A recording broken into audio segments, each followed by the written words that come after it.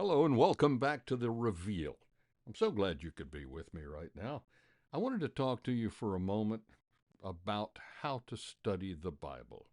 Now, this isn't some trick way, or as I've even gone against. It's not a way for me to tell you the secret, and you do me and the way I tell you, and then you. It's not about me, okay? This is testimonial, if anything. It's about a book. Of all the books in the world, a book from God that is spoken in a certain language. And I'm not talking about Aramaic, I'm not talking about Hebrew or English. It's in the language of God. Have you ever read it, parts of it, heard parts of it, heard other people read it, and thought to yourself, why is it so poetic? Why is it not just come right out and go, bleh, here's what I mean? Has that ever gone through your mind? Does mine many times. But let me help you a little bit to understand when you read through the scriptures and you read them, it's done intentionally to be able to make it a wellspring of information for those who are willing to accept it. And also, it's made to not be read and heard by those who are really not trying to hear it. Did not the Pharisees and the Sadducees, they were masters of the scriptures. They had the lawyers of the time, which it was all based on the scriptural law, the law of Moses and of God's law. They were all spectacular at being able to recall the scriptures, but they didn't understand them. They were great men of the words, but not at all of the word. When you're reading the Bible, you have to read the word and not merely the words. Listen to what God is trying to tell you, not just read over it and assume. Or worst of all, what's that phrase? Lean not on your own understanding. Trust in the Lord with all your heart. It did say all, didn't it? Not just part, not just when it's convenient.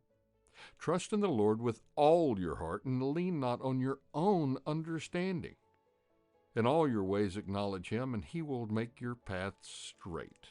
He doesn't do this with a deal made that as long as you're kind of looking his way or paying attention a little bit, then he'll do it. You have to be like a hungry calf or baby that's just adamant about receiving nourishment and is completely and utterly focused.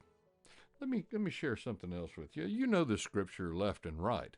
Isaiah 55:8. What does it say? You've heard it probably hundreds of times. For my thoughts are not your thoughts, neither are your ways my ways, declares the Lord. And I'll even take it to verse 9. As the heavens are higher than the earth, so are my ways higher than your ways, and my thoughts than your thoughts. Now, you see, if that's true, and of course it is, then that means that what? God's way is pretty much going to be guaranteed to be 180 degrees from the direction of the way our ways are, and our thoughts are, and our way of thinking is. When you you hear people talk about salvation, and we're going to cover that in another audio session, but when it comes to being saved, how can you be saved if you haven't been lost? This is a fact. The other one is, how can you ever accept anything when you're so busy with what's inside you? How can I hear someone's instructions if I already have an opinion as to how things are done?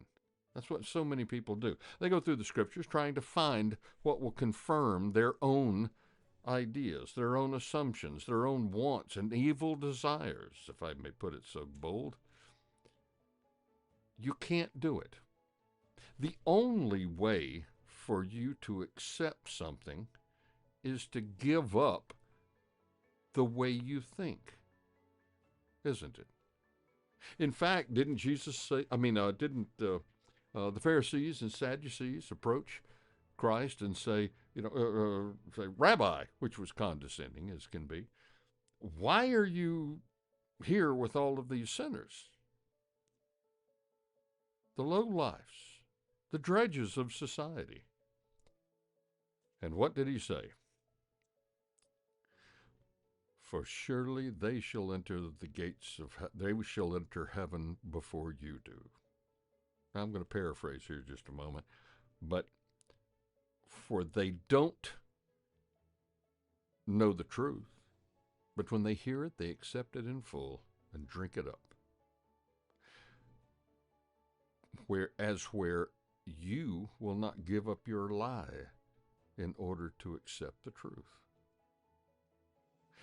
Very strong message there. And that's what so many people are so guilty of today.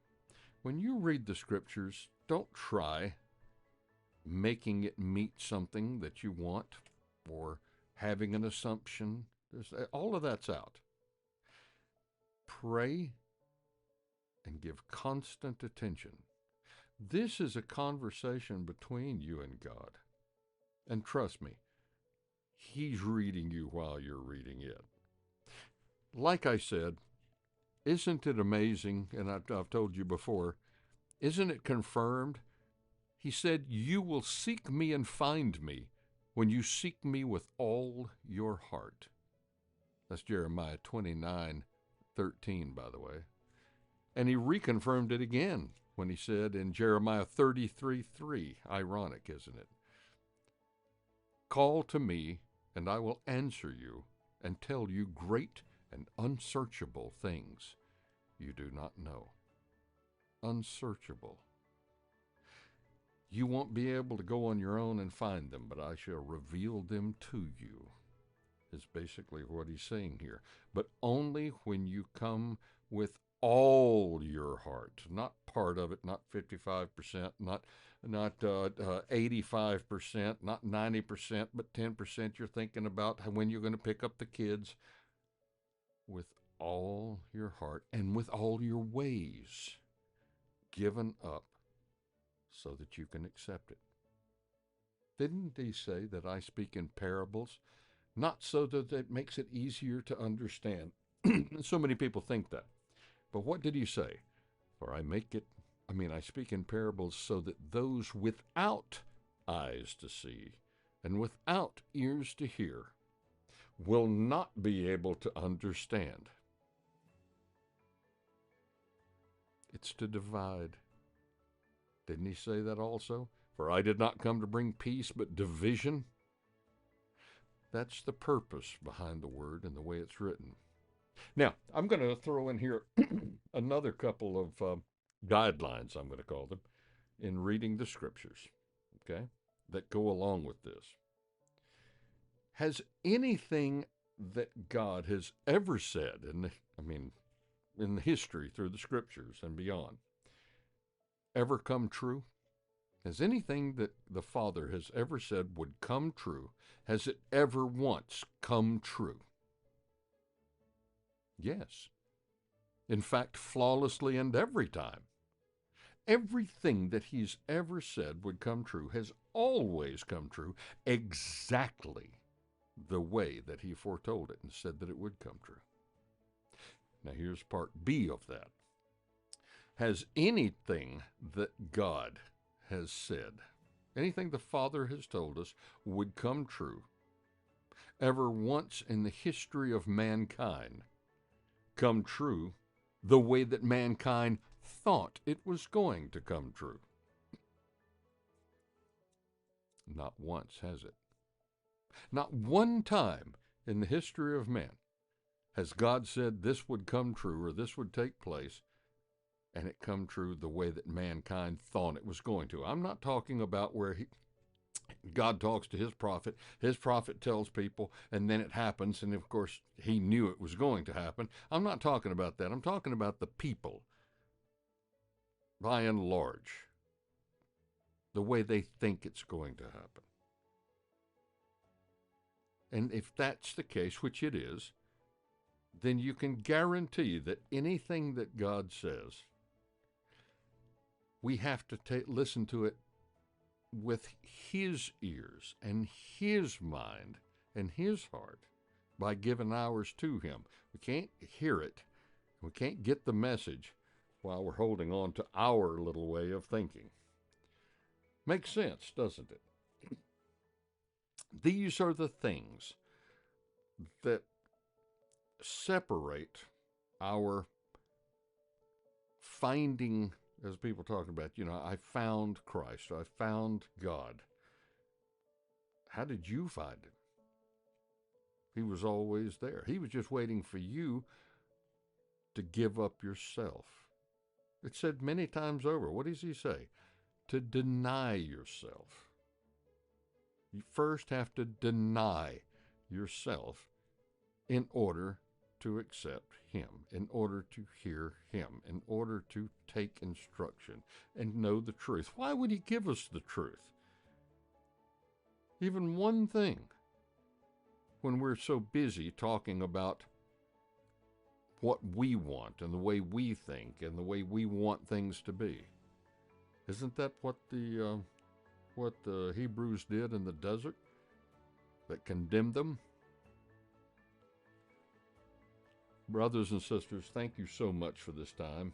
I just wanted to do this short little piece to be able to give you an idea as to how to study the Bible, of the things that it requires to be able to read and hear the Word, and not just the words. Search for the Word, and I promise you it shall be given. In all ways, may you be open to the Father, and may you be blessed. And please have a wonderful week. We'll talk to you next time. Bye-bye.